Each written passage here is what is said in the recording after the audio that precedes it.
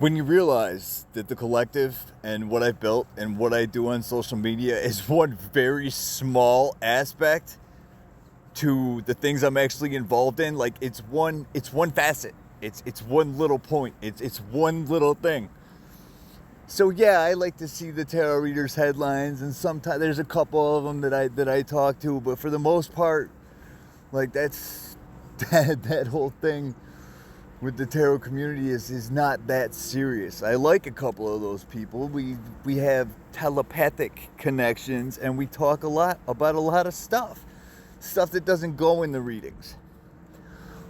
I support them, they support me.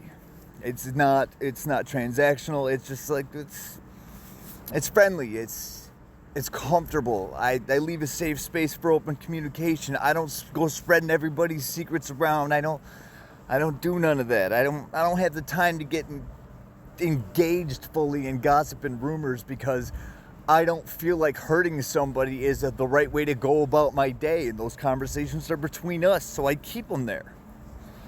There's certain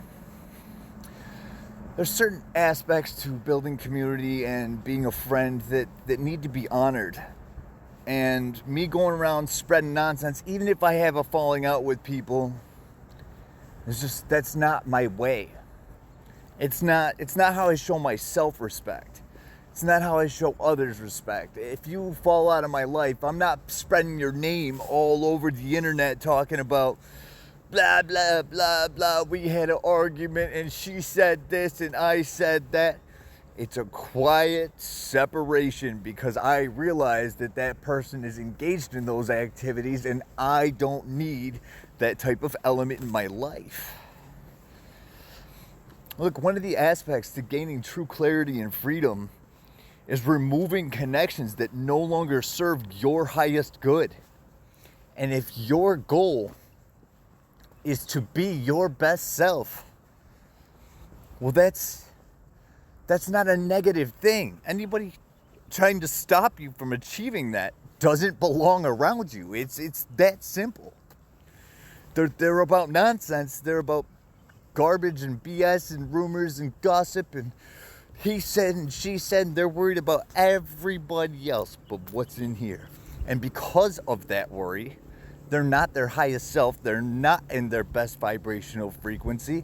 And their energetic signature is staying scattered and chaotic. They're staying in the dark by not honoring themselves and their own journey. Other people are not a part of your spiritual journey. Did you know that? Life journey, maybe. But your spiritual journey, your spiritual growth is personal between you and spirit. Other people do not play a part in that. They don't. Your spiritual growth is all internal. It all has to do with just you. And the stronger you are, the more connected you are, the deeper your connection, the more intricate the web you weave in the spirit realm is, the stronger and better you are as a person, and the stronger your energetic signature becomes. See, it's kind of like this. As within, so without. The entire universe is accessible right through here if you know how to use it. Thing is, you can't call yourself a spiritual person just because you can telepathically communicate with others. Everybody has a pineal gland. Your understanding of connection to source and universal consciousness and universal energetic flow, understanding that God himself is omnipresent, meaning that in all things. And realizing that when you really have a connection to source in the spirit realm on that type of level, when you really experience source consciousness, there's never a time where you want to go out of your way to hurt somebody, because you're listening to the light. You're not listening to the dark. You're not going out of your way to hurt others. You're going out of your way to build yourself. You're putting yourself in God's way. You're doing what God says. And that's not the same as praying over candles and praying on people's downfalls for your own personal gain. That's not godly activity. I don't care who you are. And also, tarot is not evil. It's not. It's a connection to the spirit realm. If you use it for genuinely helping others with positive information because you yourself are a channel, a psychic, or a medium, it's not evil. If you have a higher vibration, lighter energy, and pure intentions, it's not evil. If you're using a spiritual connection to attack others, that is. Spiritual guidance and wisdom, even using the tarot cards as a tool, is not in itself an evil practice. Psychics are not all evil. I'm very psychic. I'm very not evil. And the fact of the matter is, like, people are often confused about the very simple things that are going on that they just don't understand, so they attack because that's what people do. Well, that's what foolish people do. I don't understand, must smash. That's simple people thinking. I don't keep those fools around me. So understand that in the spiritual community, there is both light and dark.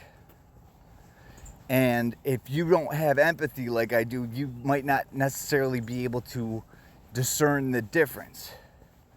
But you can learn on an individual basis by following through with some of the spiritual guidance and seeing the roads it takes you down. You're going to learn the real from the fake real quick.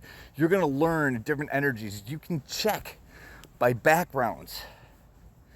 Backgrounds. If a person is sitting there and they're reading over a candle, chances are it's a much more dark, energetic attachment style.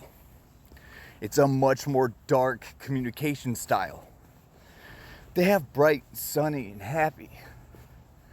If they're wearing lighter clothes, if they have a good energy, if they're smiling and bubbly a lot, chances are they're working for the other side.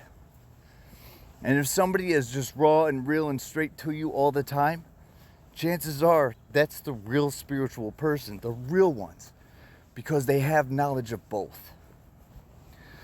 So when I've given readings, and I don't use tarot cards, I just use my normal God-given intuition because it's intense, and it's never failed me yet. So when I give readings to people, when I read their energy, when I feel them out, I don't need cards as a guide because I have myself a lot of wisdom from life. I have experienced a lot of things. I have also seen a lot of things. I have a lot of knowledge in a lot of places. I'm very intelligent.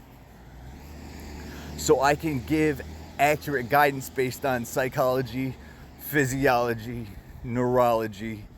I can give valid information based on understanding of social norms or social expectations. I can give a lot of relationship advice because, I mean, let's face it, I've had a few different kinds of relationships, and I know all about red flags in people. I know all about green flags in people. And I know that from vast experience with a massive different group of people. I learned how to communicate partially, like of enough of multiple languages to understand the general flow of conversation without having to be fluent. And besides, with telepathic connection and telepathic communication, that auto-translates. If the connection is strong enough, it auto-translates. So you don't need to speak the language to communicate telepathically. But that also, you need to guard yourself in certain circumstances because sometimes they're saying one thing, thinking another, and doing something completely different. So sometimes you risk, without being able to read their energy beforehand like I can, sometimes you risk falling into chaos because they're in chaos. So you must be careful, but also a lot of this is common sense. If you just see the common sense part of it, you'll know who you're getting your advice from, and you'll know what path they're leading you down. It's not that difficult. It's not that serious.